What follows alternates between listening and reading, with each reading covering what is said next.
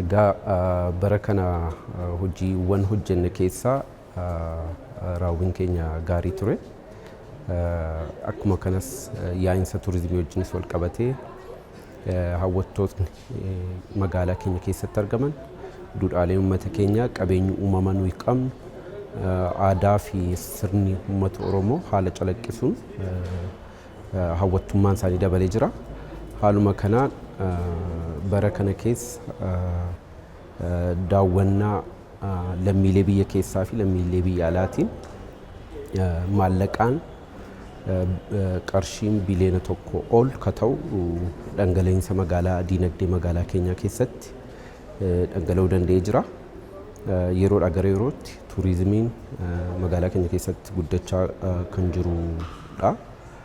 Karaa biraatiinis immoo bu'uuraaleen misoomaa, misoomni kooriidarii, eegumsi naannoo, magariisummaa magaalaa eeguu wajjin wal qabatee hawwattummaan magaalaa keenyas dabalaa jira jechuudha. Paarkiiwwan magaalaa keenya keessatti ni argamu. Paarkiiwwan kana keessatti immoo bineensonni bosonaa ni jiraatu.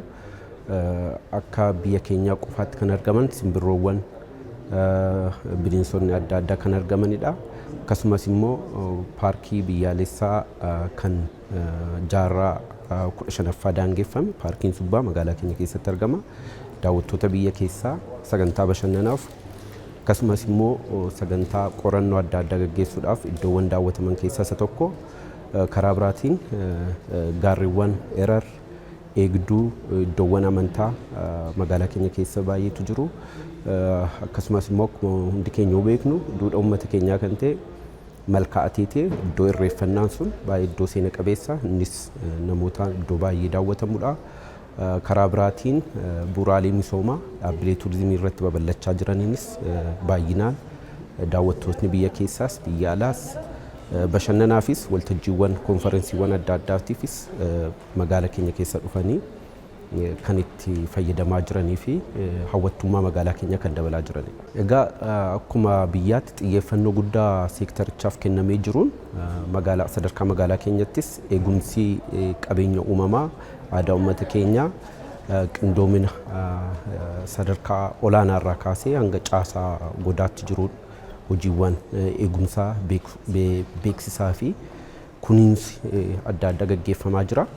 As keessatti yennaa kunuunsis eegumsis godhamu immoo faayidaa uummata keenyaa dantaa uummata keenyaa karaa eeguun carraa hojii karaa uumuun galii dabalataa argachuu karaa danda'uun akkasumas immoo iddoowwan jireenya hawaasa keenya qonnaan bulaas hoomistee yookaan bakka aara galfannaa of keessatti qabaatee daawwattootni duudhaaf jiruuf jireenya duudhaa uummata keenyaa karaa itti qooddatanii fi isa buralanii galii dabalataa hawaasa keenyaaf kaffaluu haala danda'aniin hojiiwwan misoomaa kan misoomsaa jiru ta'udha. Turizimiin carraa hojii uumuu keessatti baay'ee shoora guddaa taphata. Namni tokko keessummaan tokko biyya alaarraa dhufee konkolaataa taaksii geejjibee iddoo aara galfii amma dhaqutti kophee isaa bakka xoosifatu lafa nyaatu lafa dhugu keessatti nama wajjin wal qunnamtii qaba.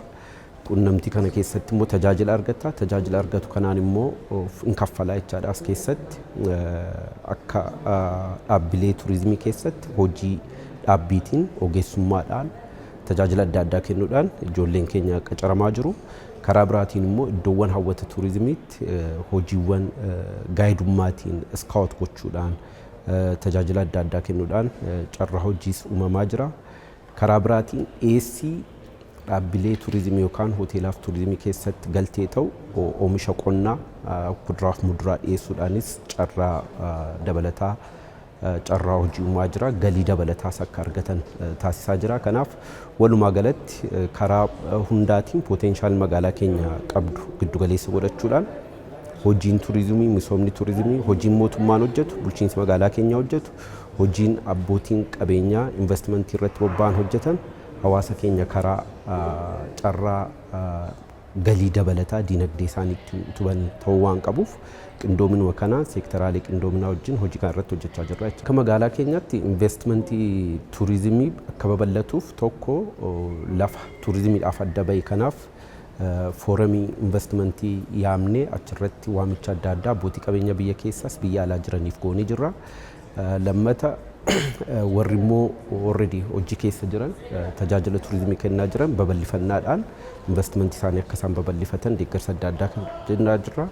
karaa biraatiin onnachiiftuu adda addaa karaa liqaatiinis liizii yeroo dheeressuudhaanis duty free akka isaan galfatan gochuudhaan sadarkaa biyyaalessaatti dantaa jiru faayidaa jiru isaan jajjabeessuudhaaf paakeejota qophaa'an kan akka argataniif fi dhaabbileen kun misoomni turizimii investmentiin turizimii magaalaa keenya keessatti akka babal'atu hojjechaa jirra karaa kana. Nuti akka magaalaa keenyaatti iddoowwan turizimii qabnu irratti soona adda addaa daballee hawwattummaa isaanii daballaa carraa hojii dabalataa humnaa akkasumas immoo faayidaa uummata keenya mirkaneessina jennee hojjechaa jirra. Barana akkuma kabajamoon pirezidaantiin keenyas gadi dabarsaniin kallattii hojii nuuf dabarsaniin tokko aanaalee keenya 36 keessatti iddoowwan hawwata turizimii akka misooman isaan irratti hojjechaa jirra.